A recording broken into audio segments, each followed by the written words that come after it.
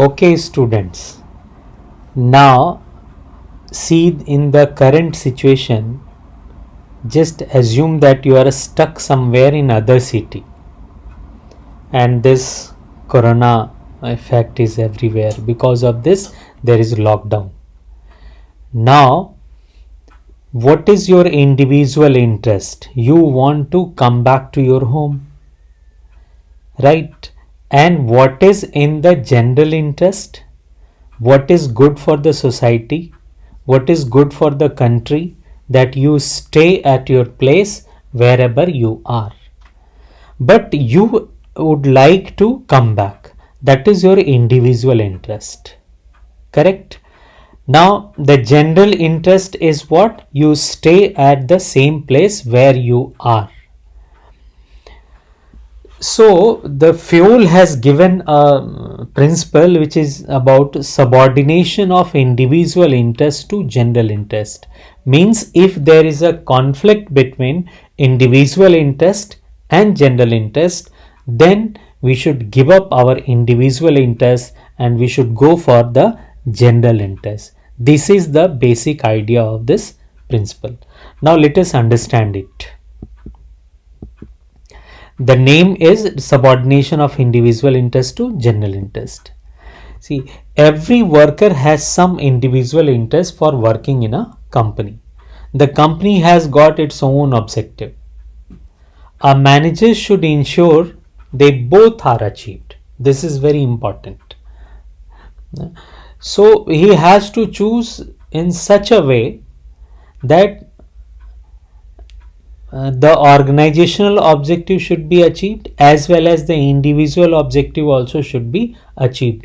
But if there is a conflict between these two, then individual interest should be left and organizational or the general interest should take the priority.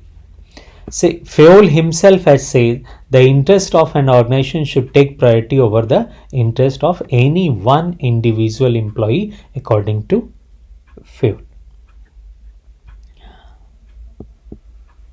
If this principle is not followed, if this is violated, then goals would not be achieved. And definitely there will not be the healthy work environment in the organization. Obviously it will lead to wastage of resources. Lot of resources would be unnecessary, would not be utilized properly actually. Our employees will resist it. Employee will not prefer, employee will not like it. There would be lack of coordination between individual goal and organizational goal. Now, what are the things which you need to keep in your mind? In all the situation, the interest of the group or the company or the organization will supersede, will take priority in comparison to the interest of a single individual person. So I would like to take one more example here. Suppose the manager is responsible to ensure the supply is being given to him, and one of his relative is there who is the supplier, and there is one more supplier who is giving the supply at a lesser price, but manager is not taking the supply from that person but giving preference to his own relative because it is in individual interest. Now the general interest is what? That he should ask to that person who is supplying at the lesser cost.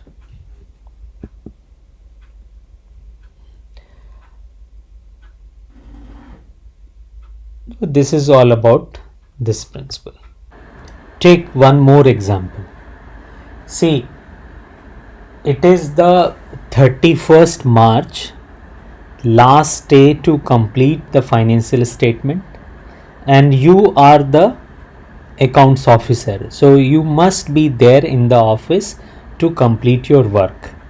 If you don't complete it, there is a possibility that you will be means your company would be in a trouble. Now the 31st March is the birthday of your daughter also, or sister. So you have promised already your daughter or sister that I will come back from office little early, but it is taking more and more time. So in this situation, what would be your action? Your individual interest says that you should leave the work and go home, but the company's interest, in the group interest, in the organizational interest, or the general interest is what you should stay at office and complete your work. So Fayol says that whenever there is such type of situation where individual and organizational goals are having a conflict with each other, then it is your responsibility as a manager that you should come forward and show your action towards that. You should take the action in such a way that other people get inspiration from you. So then that time you should leave your individual interest and go for the general interest. Now we are going to discuss the principle of remuneration of employees. This principle says that employees in the organization must be paid fairly or adequately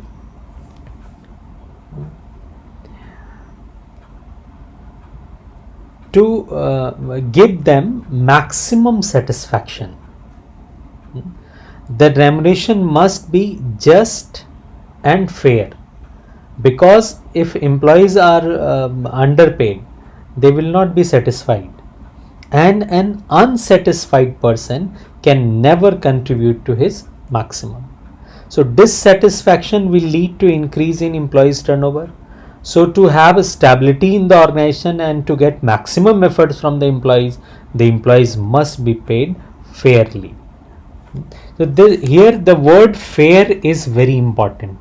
As you can see here, see what Fayol had said. He is of the opinion that employees should get a fair remuneration. This is very important word to understand it, so that the employees and the owners find equal amount of satisfaction. They both should be having the satisfaction. If this principle is not followed, then what?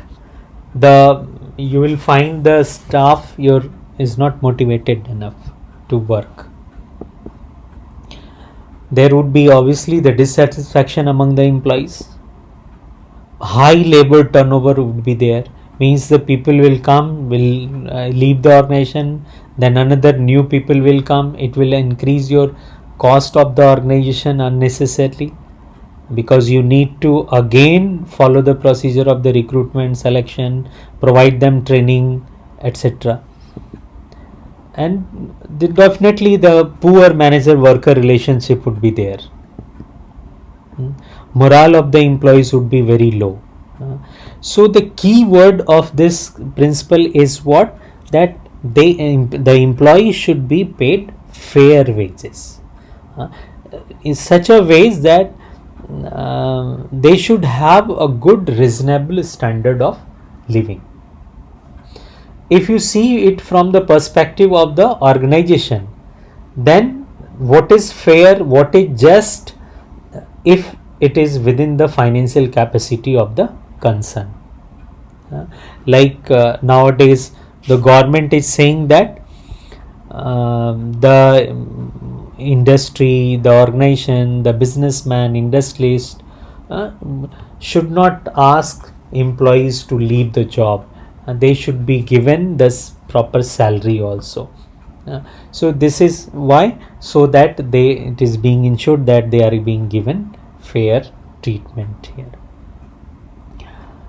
But if it is not in the financial capacity of the concern, then it will not be a fair thing to do.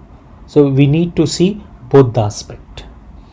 By keeping in mind the different rules, regulations of the government, like Right now, the government has asked the industries to pay their employees. So we need to abide by the law. We have to pay. And so many, the workers for such a long time, they have been working for us.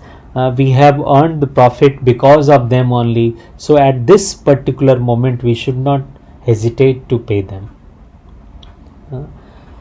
And this the one more aspect is there, that is the wages and the salaries paid. It should be equivalent, or we should look for the competitors also, that what they are paying accordingly, that thing also we should keep in our mind. So from the organizational perspective, what is fair? If it is within the financial capacity of the concern, it is fair. If we are following the law, rules, regulations, Wage Act, etc. of the government, then it is fair. The wages, salaries which we are paying is by considering our competitors also, which is fair. At the same time, this is what written here now. It should be within the paying capacity of the company. It should be just and equitable. It ensures congenial atmosphere and good relationship between workers and management. Obviously, working of the company would be smooth. Now, I would like to focus on this aspect. See, this is a major concern of the employee, that how much will I get? How much I will get as remuneration? So what is fair for the employees? He should be having lot of money, means this kind of situation. See, this may be very good for the employees from the perspective of the employees, but it is not good from the perspective of company or the organization, that you are throwing money on one individual employee like this. So this is not the right thing to do. Then if this is too much, then what is just equitable? The just and equitable is that the person who is doing the job, he should be having a good standard of living. So a nice standard of living, if we can provide them, he can, at a time, if you want to gift someone, he can gift it, or you want to use the luxuries, he can use it, and whatever is his requirement, if that is being fulfilled, this is just and equitable from the perspective of the employees.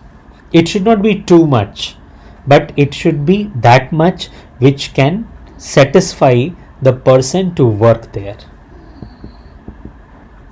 Now this is very important. See, all should be paid equal amount of remuneration? No, not at all. A person who can contribute more in our organization, say suppose he is the general manager, naturally his salary would be more. He is the production manager, his salary would be lesser than the general manager, but more than other junior managers, right? Maybe he is a worker, he is the superintendent, or such type of people are there in the organizations. So how much they are contributing to the organization, accordingly they should be paid. That is actually just and equitable. Take an example. If in a particular year the organization has earned, suppose, more profit, then apart from giving this extra profit to our shareholders or the owners, some part of profit must be given to employees also. You see, that is called bonus. So bonus can be given to the employees. You will feel good, you will feel connected to the organization. That is being equitable, that is being just. So naturally this will encourage and motivate to put more efforts and increase the profit of the company ultimately.